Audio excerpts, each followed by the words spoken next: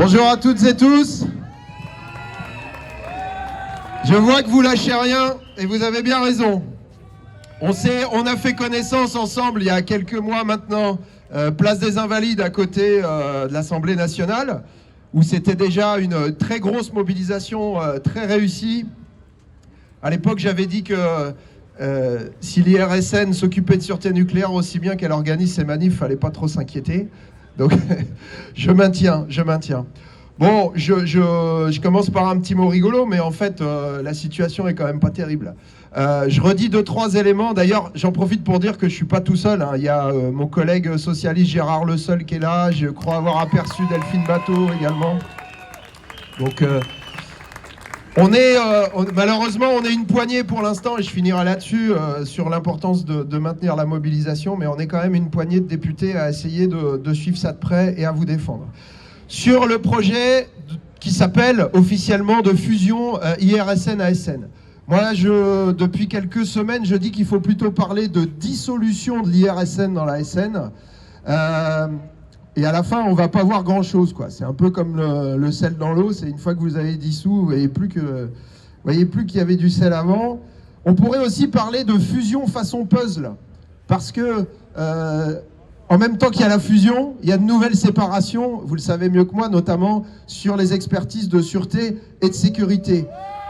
C'est particulièrement grave parce que c'est un aspect qu'on avait vu dans le fameux rapport de l'OPEX, le rapport de commande. Alors moi, je ne suis pas responsable, hein. Je suis membre de l'OPEX depuis le mois de septembre, donc j'étais pas là quand ça a été fait. Mais on voit bien que c'est devenu le rapport de l'OPEX, la pièce maîtresse qui manquait au gouvernement pour dire que si, il faut le faire. Bon, quand vous regardez le rapport de l'OPEX, vous l'avez sans doute fait, vous lisez les 300 pages d'audition, il n'y a rien qui justifie la fusion. Recommandation numéro 1, il faut faire la fusion. Donc bon, voilà. Mais il y avait un truc qui était en filigrane, c'était la question d'adapter la sûreté nucléaire en France, le système de la gouvernance, à l'apparition de nouveaux acteurs, les startups qui veulent développer les SMR et les AMR.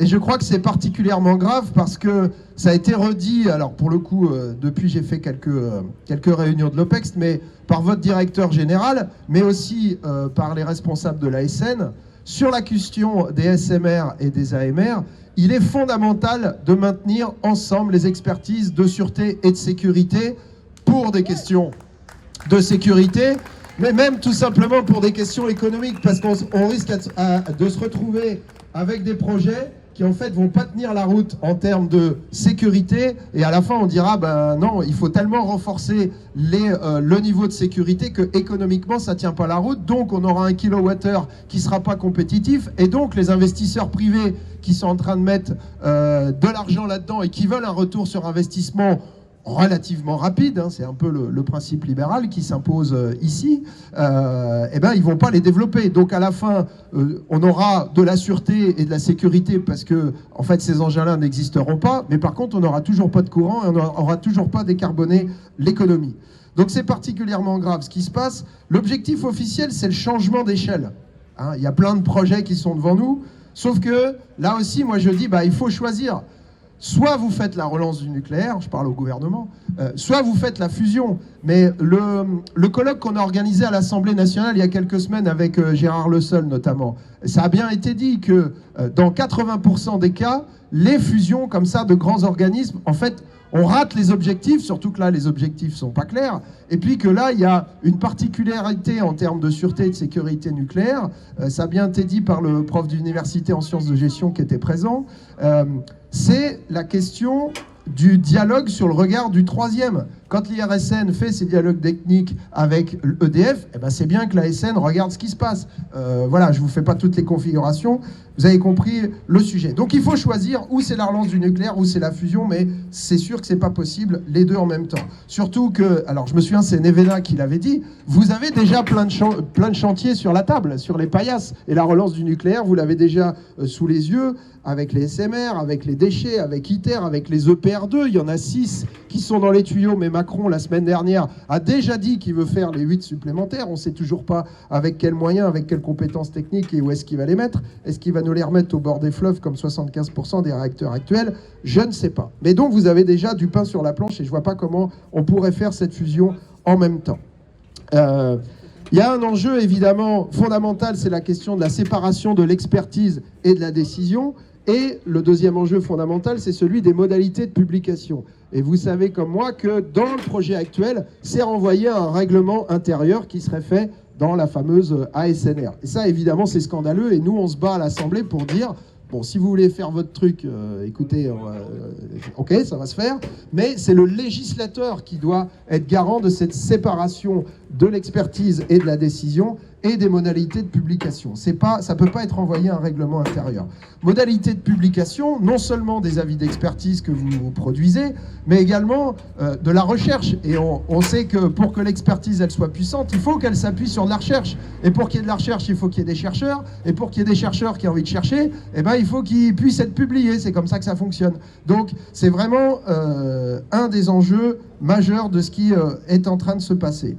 Quelque chose qui passe un peu sous la trappe, mais quand on lit quand même le texte ligne par ligne, qui revient régulièrement, c'est qu'il y a quand même des enjeux budgétaires derrière. C'est quand même, on nous dit, bon, si on pouvait éliminer quelques doublons, gagner un peu de temps, bah, finalement, on ferait quelques économies. Or, il faut des moyens pour la sûreté et la sécurité en France nucléaire, et pour l'instant, c'est pas vraiment ce qui est au rendez-vous, puisque dans le projet de loi de finances qui vient d'être adopté une nouvelle fois par 49.3, l'ASN, par exemple, réclamait 12 équivalents temps plein, il n'en a eu que 10. Donc on voit que c'est pas tellement dans les tuyaux, et bah, si on recrute pas les agents qu'il faut, fusion ou pas fusion, il n'y aura pas de sûreté à la fin. Dernière chose sur la multiplication des statuts, là, il faudrait qu'on en discute ensemble, mais je ne suis pas sûr non plus que ce soit une bonne nouvelle dans cette fameuse ASNR. Visiblement, tout est possible avec ce gouvernement. Il crée une nouvelle structure, et alors on va avoir des agents du public, des agents du privé, des contractuels, des fonctionnaires, des je ne sais pas quoi. Bon. Et à la fin, vous vous retrouvez avec les avis de toutes les instances nationales qui ont été consultées, qui sont au minimum très sceptiques et au pire qui ont rejeté. Vous avez la Commission nationale de la déontologie et de l'alerte sur la santé publique et l'environnement, qui pointe le risque de séparation, qui dit qu'il faut qu'il y ait 2 personnes morales, qui propose même un nouveau statut pour l'IRSN, il faudrait qu'on en discute, d'autorité publique indépendante, qui dit qu'il ne faut pas faire ce qui a été fait à l'ANSES. Et à l'ANSES, eh bien justement, on se plaint du fait qu'il n'y ait pas de séparation entre l'expertise et la fusion.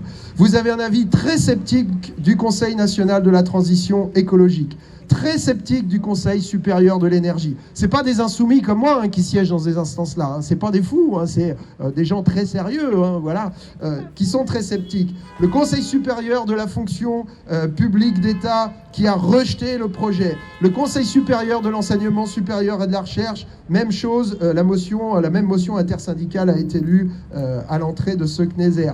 Et pour finir, le Haut Conseil sur la transparence et l'information sur la sûreté nucléaire, qui rend un avis très sceptique avec à l'intérieur le collège des CLI qui dit qu'il est carrément contre le projet dans l'état actuel, notamment parce qu'en fait on ne sait toujours pas pourquoi il faut changer, et les associations qui sont également contre. Je m'arrête là parce que j'ai déjà été très long, mais pour dire que nous, alors quand je dis nous, c'est mon groupe et les quelques députés qui sont là, on va continuer de mener la bataille à l'Assemblée. Vous savez peut-être que ça va passer d'abord au Sénat avant de revenir à l'Assemblée nationale, mais que vous avez compris avec ce qui s'est passé hier soir sur un autre sujet. En fait, quand ils ont décidé d'avancer, ils en ont rien à foutre, quoi. Ils avancent comme des fous. Donc moi, je vous invite à continuer la mobilisation parce que en vérité, leur projet, il ne pourra pas se faire s'il n'y a personne, en fait, pour intégrer demain l'ASNR qu'ils veulent créer. Donc, il faut les faire flipper, il faut leur dire que vous n'êtes pas d'accord pour intégrer ce truc-là qui est mal emmanché, qui ressemble à rien. La sûreté nucléaire et la sécurité nucléaire, c'est fondamental. Et donc, on lâche rien.